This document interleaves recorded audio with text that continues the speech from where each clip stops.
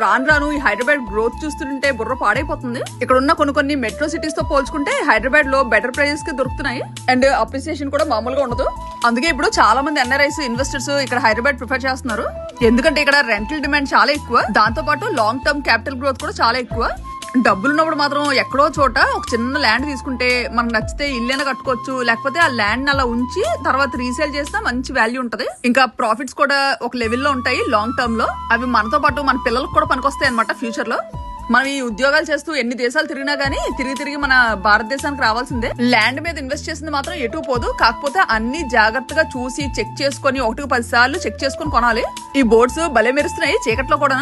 ఇంత పెద్ద కమ్యూనిటీలో మనం ఏ స్ట్రీట్ లో ఉన్నామో కూడా చెప్పొచ్చు. స్ట్రీట్ నెంబర్స్ కూడా ఉన్నాయి క్లియర్ గా. 30 లక్షల్లో ఇన్ని ఎమ్యూనిటీస్ తో ఈ Magadha plot project best investment Hyderabad లో. కార్టింగ్ ట్రాక్ అంతా చుట్టూ వస్తుంది ఈ పైన.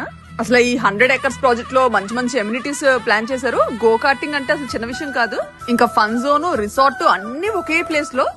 ఇంకెక్కడ స్టే చేసే వాళ్ళు ఎవ్వరు కమ్యూనిటీ దాటి బయటకు వెళ్లే పని లేకుండా అంతా చాలా బాగా చేశారు. ఇంకా అలాగా కన్స్ట్రక్షన్ చేసుకుంటూ వస్తున్నారు అనమాట. ఇంకా ఇంతవరకు రాలేదు, ఆల్మోస్ట్ ఇక్కడ అవుతుంది. ఈ వాతావరణం ఎంత బాగుందంటే మంచి గాలి, ఎక్కడో ఒక స్పెషల్ ప్లేస్ కి వచ్చినట్టుంది. గడుచుకుంటున్నాం.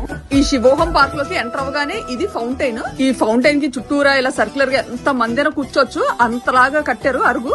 ఈవినింగ్ టైమ్ లో అందరూ కలిసి కూర్చొని ముచ్చట్లు పెట్టుకోవచ్చు.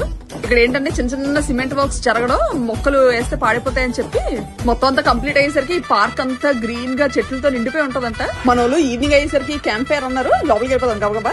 అప్పుడే అరుకులు కేకలు వినిపించేస్తున్నాయి, ఆడేసుకుంటున్నట్టున్నారు ఫుల్ గా. ఈ సీతాకోచిలక మరీ మెరిసిపోతుంది చీకట్లో. సేమో గెస్ట్ హౌస్ కి ఈ వెంచర్ లో మా ఫ్రెండ్ వాళ్ళకి ఒక ప్లాట్ ఉంది, ఇంక అందుకే ఈ గెస్ట్ హౌస్ ఫ్రీ వాళ్ళకి. అలా చూసినట్టు ఉంటది కదా అని ఇక్కడికి వచ్చాము.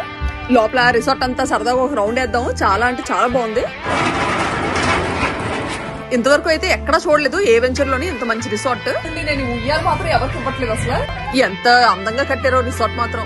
ఈ బటర్ఫ్లై నాకు ఎంత నచ్చిందంటే అంత నచ్చింది అసలు. మన వాళ్ళందరూ సరదాగా స్విమ్మింగ్ అంటున్నారు. అగోండి పూల్ అలా మూల ఉంది. ఇక్కడ లోపల పెద్ద స్పేషియస్ హాల్ తో 2 bedrooms ఉన్నాయి. ఇంకా పైన కూడా ఒకటి చాలా బాగుందన్నమాట, స్పెషల్ రూమ్, చాలా పెద్దది కూడా. చెప్పాను కదా ఇక్కడ ప్లాట్ ఓనర్స్ కి ఈ రిసార్ట్ లో యాక్సెస్ అన్లిమిటెడ్.